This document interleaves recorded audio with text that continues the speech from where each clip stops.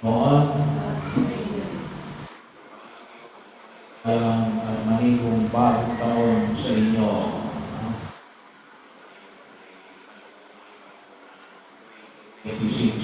At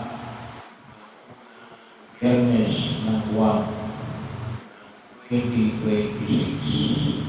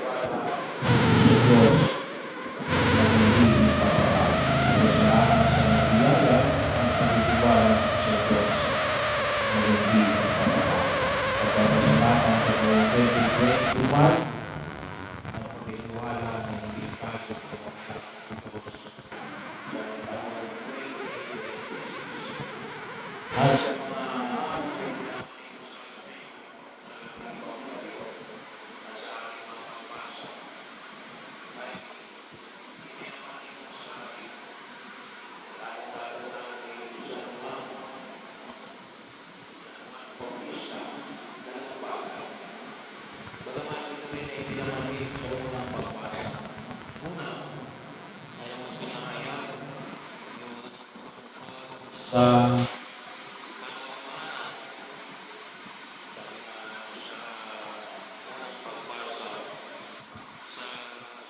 ni Apostol San Juan, pareho yung Evangelista. Si Evangelio tungkol kay San Juan Bautista. Yung parehong sa ulat ng unang pagbasa sa sulat ni San Juan at ang Evangelio natin, Evangelio ni San Juan ay isang tao lang. Walang iba kundi si San Juan Evangelista. At ano yung binigyan ng diin? Sino ang nagsisinungaling at kung sino ang nagsasabi ng katotohanan.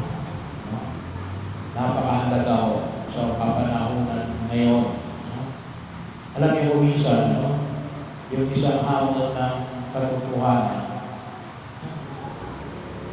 kung minsan ay basta magkabati tayo, itago na lang natin ang katotohanan.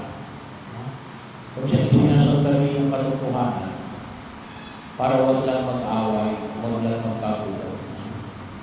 Ay kapag gano'n na magiging pamantayan ng ating pagkilos, kapag hindi mo nakapasi sa katotohanan, yung inyong relasyon ay marupok. Bahagi mo yun. Kaya nga, kahit na ho sa unang pagbasa, kung inyong pumapansin, sinabi rito na yung alin, yung katotohanan na alin, na si Jesus ang Kristo. Kasi napakahalaga ho yun eh. So, bahagi yun ng pagsisimula, lalo-lalo na kapag ang pinag-usapan natin yung pananampalataya, ay kung sasabihin na lamang sabi na natin, kapag nakapasi sa kasinungalingan, yung ating pamantayan sa pagkilos sa daigdig na ito, ay yung buong pananampalataya natin ay masisira. Kaya ito yung katotohanan na ipinakamin natin na si Jesus ang tagapagligtas. Si Jesus ang magdudulot ng kapatawaran sa ating mga kasalanan. Napakahalaga po yung katotohanan na yan. Kasi nasabihan na, hindi pa rin na tayo mag-away. Si Jesus ang Jesus ay hindi Kristo. Yung inyong Diyos na lang na pinaniniwalaan, siya yung magliligtas sa isang katauhan. Para lamang hindi kayo mag-away. Wala akong narutunuan nyo. Una ay tayo ay ang ating pagkilos ay dapat nakapasi sa katotohanan. Dahil sa oras na ang pananampalataya o yung pag-ilos natin ay hindi nakapasok sa katotohanan. No? Sabi nga natin, kung isipin ang opinion, o kung sino lang yung malakas, no? Yun ang mangyayari. Ay wala ko tayong katotohanan. Ay pupulutin sa tawag na natin dito ay kampungan. Kasi walang maliwanag ng pundasyon kung saan tayo magsisimula. Kaya nga nung mismo sabi ni Jesus, ako ang daan, ang katotohanan, at ang buhay. Napakahalaga yung katotohanan. At anumang pananampalataya na hindi nakabase sa katotohanan, kaya na kailangan natin i-clarify natin kung ano yung katotohanan. Kinakailangan maliwanag. At yung pagtuunan natin ang pansin, yung mga bagay na pinaniniwalaan natin totoo, yung mga bagay na hindi tayo sigurado kung totoo o hindi. Hindi na muna natin yan dyan. Yung ang pag-ibig natin. Kasi walang mangyayari doon eh. Kaya nga nung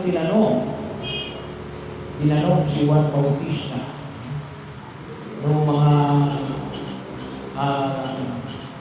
pinadala ng mga saserdote, ikaw ba ang Kristo? Anong sabi niya? Sinabi niya yung katotohanan. Sinabi niya yung katotohanan.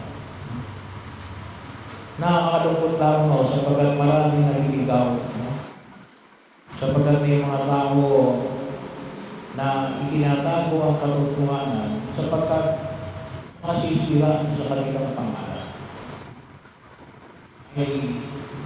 Wala akong katotohanan mo, malalaman ng tao. At hindi sila, alam ng Diyos kung ano ang katotohanan. Pagkasyon na pang-aawakan natin sa pagkilos natin. At kung sakali ma'am, sinabi ni Juan Bautista, hindi ako yung Kristo. Sabi na, hindi mababawasan yung pagka-Kristo na Jesus. Pero ano yun? Ay nangyari na rin. Si Juan Bautista ay nangyari. Naging simbolo ng kasinungalingan. Bahagi yun. Anong tawag natin doon? Credit grabber. Yung hindi mo pinagtrabahuan, sasabihin mo, ako nagtrabaho yan. Credit grabber, tawag natin doon. Yung kukunin mo, yung pinagpaguran mo iba, at sasabihin mo, akin yan. Ako may gawa niya. Hindi naman ikaw may gawa niya eh. Bahagi lang. O maaaring siguro kasama ka lang sa gumawa niya. Pero hindi ka naman ikaw lang ang may gawa niya. Pwede gawin eh. Maging credit grabber. Kasi bakit? Isa yun sa mga kalaban ng katotohanan. Lalo-lalo na ho ngayon, sabag na ho natin ngayon yung mga deep fake news, mga pagkakataon na inilalakad na hindi namin namamalaya. Kaya pala nilalakad yun para either na siraan ng ibang tao o bigyan ng maling papuri yung ibang tao. Kaya mag-ingat tayo, baka hindi natin namamalaya. Nilalason na pala yung ating kaisipan.